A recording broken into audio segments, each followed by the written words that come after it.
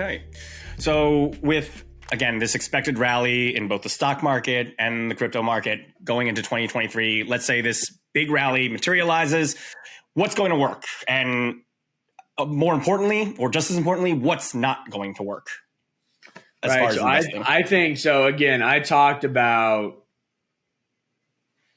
2022, 2023. It's all about like a reversal, right? It's a reversal of trends. That all the trends that were pertinent throughout 2022 will disappear and actually reverse course in 2023. So massive trend reversal. That's the theme for 2022 to 2023, trend reversal.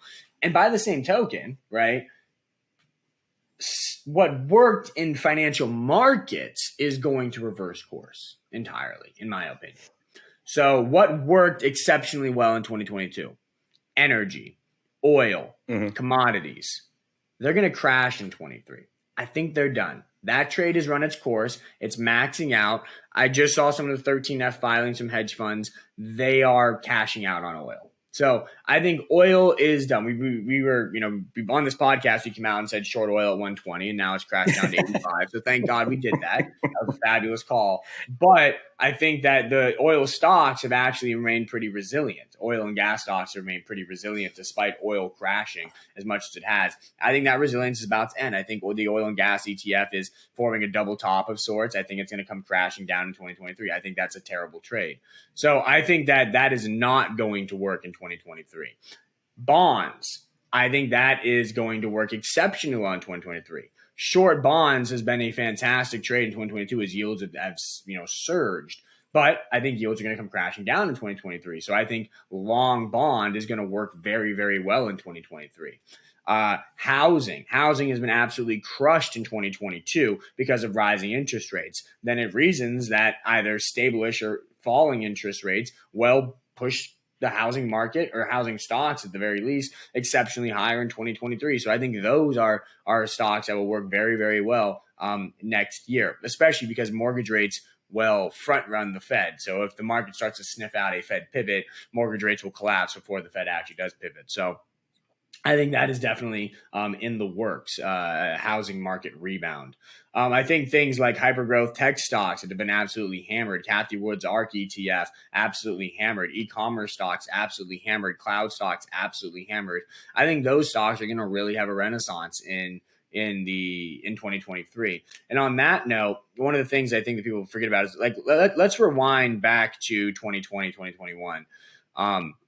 And even 2019, 2018, 2017, like the market at that point in time was so excited about all of these emerging technologies. The market was so excited about the cloud. The market was so excited about AI. The market was so excited about e-commerce. The market was so excited about robotics. The market was so excited about self-driving, about the metaverse, about all these. The market was so excited about these emerging technologies because they were freaking cool technologies that had the potential to create enormous economic empires. That reality has not changed. But in 2022, we kind of forgot all about it because of inflation. Inflation put the roaring 2020s for technological innovation on hold. But now inflation is going bye-bye. And as inflation goes bye-bye, that hold is going to come up. And we're going to finally see all these technologies come to the forefront and the market get really excited about them and the stocks start to work very, very well. You have to. It's funny. People are like, "Oh, it was all hype. It was fugazi." And people said that about the internet as well. People say that about all these emerging technologies. There's a reason people get excited about emerging technologies when they emerge. It's not like any old technology emerges and everyone's excited about it. No, these things went through a process. They went through an innovation cycle, and then the market got really excited about them. There's a reason for that because they're really exciting technologies with a lot of long-term potential. Was it overhyped? Absolutely. All those technologies were overhyped in 2020, 2021. But they were still very legitimate technologies. Now the hype's been washed out. All of this has been based. All of this is down at very depressed valuation levels. And the reason that all of this has been wiped out, inflation is going bye-bye. So now we're looking at basically a massive open field for these stocks, for these technologies, for these companies to grow like wildfire over the next 3, 4, 5, 7, 8, 9, 10 years from really depressed valuation bases. I love that setup. So what works well in 2023, I think will work well into 2030. That we had this really weird period. 2020, pandemic hit. 2021, we're trying to climb out of it, but we kind of overdo the climb out of it. A lot of money printing, a lot of supply chain bottlenecks. 2022, massive inflation, borderline recession, Fed goes crazy. Like, this has been the weirdest freaking 3 years ever, man. Like, the weirdest 3 years. So the fact that the market's been acting all volatile and crazy is like, that's par for the course given what's going on in the macro economy, the world, the globe right now, in society. All that now is about to normalize. Inflation is sort of it's the last holdover effect of the pandemic. That, people have moved on from masks, people have moved on from being all worried about hanging out with each other, from social distancing, from not traveling. People have moved on from all those things. The one holdover from the pandemic is inflation. That inflation soared because of things we did during the pandemic. One, printed a bunch of money, and two, supply chains got shut down because of social distancing measures. So the last holdover effect of the pandemic is inflation. And now that's about to get eradicated. So by 2023, I think all the effects of a world-stopping pandemic in March 2020 will have fully washed through the economy. And we're going to have a clean slate from which we can enter a new prolonged era of economic expansion, a new prolonged bull market. And I believe, as I did in 2018, 2019, 2020, 2021, and 2022, that this new bull market will be defined by the convergence of multiple new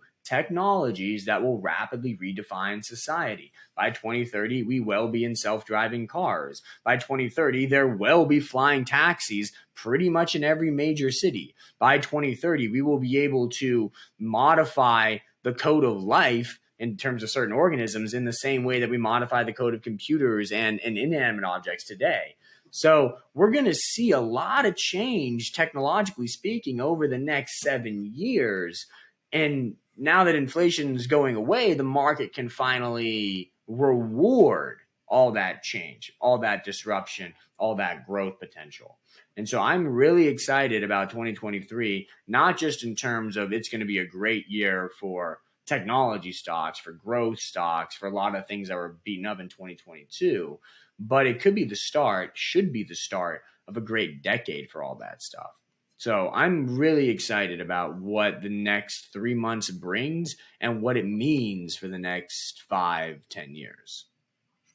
Thanks for watching HGI Clips. For the full episode, head on over to our sister channel at Hypergrowth Investing by clicking the link in the description, or listen to the podcast on any of your favorite streaming platforms. We make new episodes every Wednesday, so make sure to check it out and subscribe to never miss any of Luke's Hypergrowth insights.